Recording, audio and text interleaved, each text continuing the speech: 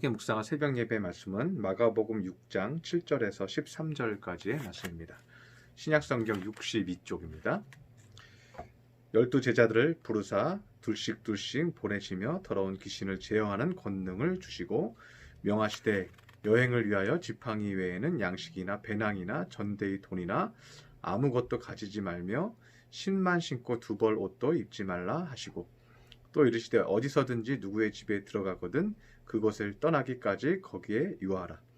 어느 곳에서든지 너희를 영접하지 아니하고 너희 말을 듣지도 아니하거든 거기서 나갈 때에 발 아래에 먼지를 떨어버려 그들에게 증거를 삼으라 하시니 제자들이 나가서 회개하라 전파하고 많은 귀신을 쫓아내며 많은 병자에게 기름을 발라 고치더라. 아멘. 오늘 본문은 예수님이 제자들 둘씩 짝을 지어서 복음을 선포하도록 지시하고 있습니다. 그런데 이 사역은 예수님이 복음을 전하는 목적과 함께 제자들을 훈련하는 목적이 있습니다. 그러면 예수님이 무엇을 훈련하려고 하시는가? 오늘 본문에 보면 이 사역을 위해서 아무것도 의지할 양식이나 돈이나 심지어는 돈을 담을 주머니나 또는 음식을 담을 저장할 주머니조차도 가방조차도 가지고 가지 말라고 말씀하고 있습니다. 혹 다리가 아플 수도 있으니까 지팡이 하나만 들고 가라고 말씀하십니다. 지팡이를 가지고 가라는 건 사실 지팡이는 없으면 또 어디서나 나뭇가지를 꺾으면 지팡이인 거죠. 그럼 결론적으로 얘기하면요, 아무것도 가지고 가지 말라는 것을 의미하고 있습니다. 9절에서는 추가적으로 여벌의 신발도 없이 지금도 신고 있는 신발만 신고 두 벌의 옷도 입지 말라고 말씀하고 있습니다. 그러면 주님은 왜 이렇게 하셨는가?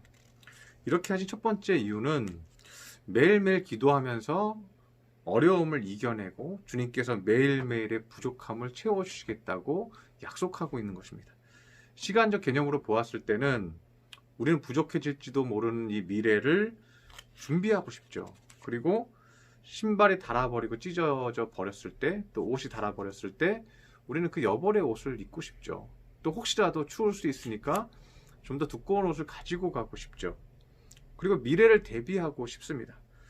그런데 오늘 주님은 하나님의 일꾼은, 하나님 앞에 쓰임받는 일꾼은 미래적 불안감에 대해서 주님께 책임져 주시겠다고 말씀하고 있습니다. 너희가 일꾼이라면, 너희가 진정한 일꾼이라면 내일 필요한 것을 내일 내가 주겠다고 말씀하시고 계시는 것입니다. 그래서 마태복음 6장 34절에 보면 그러므로 내일 일을 위하여 염려하지 말라. 내일 일은 내일 염려할 것이요 한날의 괴로움은 그날로 족하도다 라고 얘기하고 있습니다. 그래서 우리가 미래의 순간에도 기도하게 하시고 그 미래의 순간에도 하나님의 살아계심을 체험케 하게 하시려고 하나님은 이 말씀을 하시는 것입니다. 왜냐하면 우리가 많은 것을 가지지 않았을 때 우리는 더 많이 주님의 공급하심을 바라게 되고 주님께 기도하게 되죠. 우리가 많은 것을 가지고 있으면요, 그 가지고 있는 것으로 버텨요. 그러다 그것이 다 떨어지면 기도하는 거죠. 그런데 우리가 처음부터 없잖아요. 그러면 처음부터 기도하는 거예요. 아무것도 없으면요, 매번 기도하는 거예요. 순간순간 필요할 때마다 기도하는 거예요. 쌀 주세요. 계란 주세요. 학비 주세요. 우리 아이들 교육비 주세요. 순간순간 하나님 앞에 기도할 수밖에 없다는 거죠. 그래서 더욱더 철저히 하나님의 일꾼이 되고 그러면서 더욱더 철저하게 하나님을 체험하게 되죠. 그런 훈련이 되면 우리는 철저히 더욱더 주님만 바라보게 되고 주님께서 살아서 역사하시는 분이심을, 우리의 실질적인 어려움을 도와주시는 주님이심을 우리는 깨닫게 된다는 것입니다. 그래서 여러분이 부족함이 있을 때 감사하시길 바랍니다. 그 부족함이 있을 때 간절히 기도하고 주님 앞에 구할 때마다 그 작은 것 하나하나 공급받을 때마다 여러분은 주님을 체험하게 되고 살아계신 하나님을 알게 된다는 거예요. 그것을 감사하시기를 바랍니다. 제가 교회를 개축하고 어려울 때 하나님 아버지, 우리 아기가 유모차가 없습니다. 하나님, 우리에게도 유모차를 주시옵소서 하고 간절히 기도했습니다. 그러다가 얼떨결에 지방의 체육대회를 갔습니다. 체육대회에 가서 추첨을 했는데 추첨이 제가 되지를 않았어요. 유모차를 추첨하는데 유모차가 있는 거예요. 근데 제가 되지를 않았어요. 다른 사람이 유모차를 받은 거예요.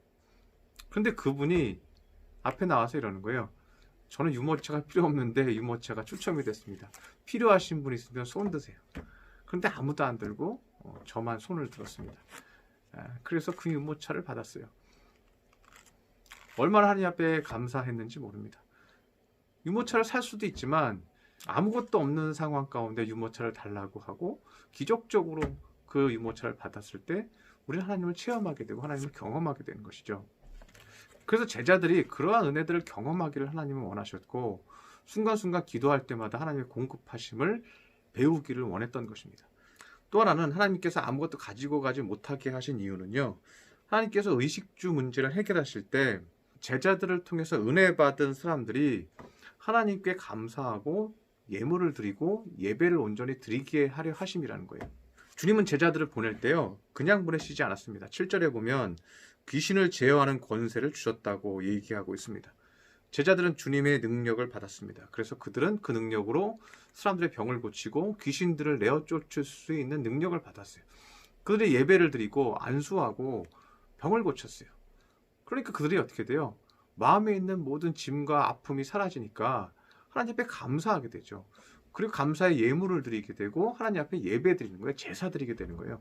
이스라엘 백성들이 양과 염소를 가지고 와서 회개하면서 주님 앞에 감사하면서 그 예물을 드리잖아요. 그 예물 중 일부를 제사장이 취하였고 제사장이 살 수 있었죠. 그래서 제가 간혹 사업자 신방을 가든 가정 신방을 가서 식사 대접을 받을 때 그런 기도를 할 때가 많이 있습니다. 하나님 아버지, 이 가정이 우리 집사님이, 우리 장로님이, 우리 권사님이 하나님께 주님께 대접하는 마음으로 이 귀한 식사를 대접하오니 주님께서 흠양하여 주시고 주님께서 받아주시옵소서. 이 부족한 종이 이 음식을 먹습니다. 감사함으로 먹습니다. 이 가정 위에 주의 은혜를 베풀어 주시옵소서. 이렇게 기도할 때가 있어요. 제가 교회를 개축하고도 어려울 때가 있었습니다. 추운데 난로를 떼지 못할 때가 있었습니다.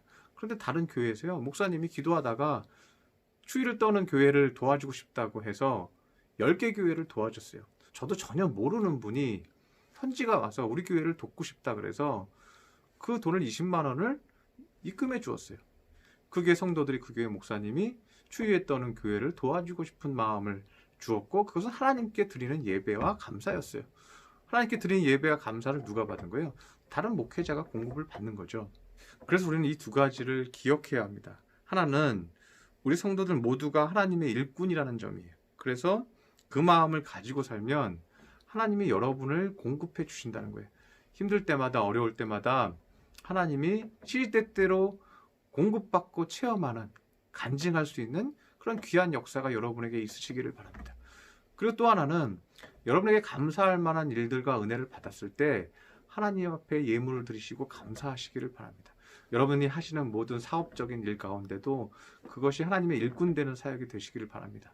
내가 하는 사업, 내가 다니는 직장, 그 모든 것이요 하나님께 드려지는 자리가 되시기를 바랍니다. 그럴 때 하나님께서 여러분을 통해서 많은 일들을 하시고 많은 사람들을 축복하실 것입니다. 그렇게 마음에 결심하고 매일매일 주님을 체험하는 저와 여러분 되시기를 축원합니다. 기도하겠습니다. 할렐루야. 상인 하나님 아버지, 예수님께서 제자들을 둘씩 짝지어서 복음을 전파할 때에 그들에게 은사를 주시고 은혜를 주셔서 아무것도 없이도 매일매일 공급받게 해 주셨습니다. 주님, 우리 성도들도 주님 앞에 쓰임받는 일꾼이 되게 하여 주셔서 매일 주님 앞에 공급받게 하여 주시옵소서. 기도할 때마다 어려운 산을 하나씩 하나씩 넘어가게 하여 주옵시고 우리 성도들의 사업이, 우리 성도들의 직장이 하나님의 직장이 되게 하시고 하나님 앞에 쓰임받는 사업장이 될 수 있도록 축복하여 주시옵소서. 귀한 말씀 주시니 감사드리며 예수님의 이름으로 기도드렸습니다. 아멘.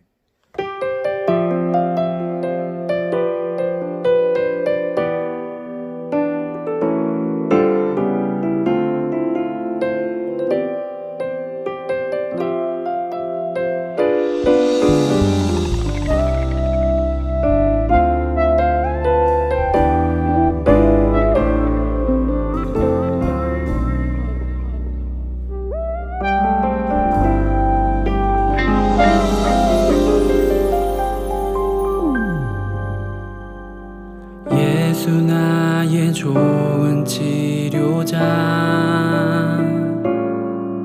그의 눈이 머무는 곳은 나의 슬픔과 고통, 고개를 들어 그의 눈을 볼 때에 난 알았네. 예수 나의 좋은 집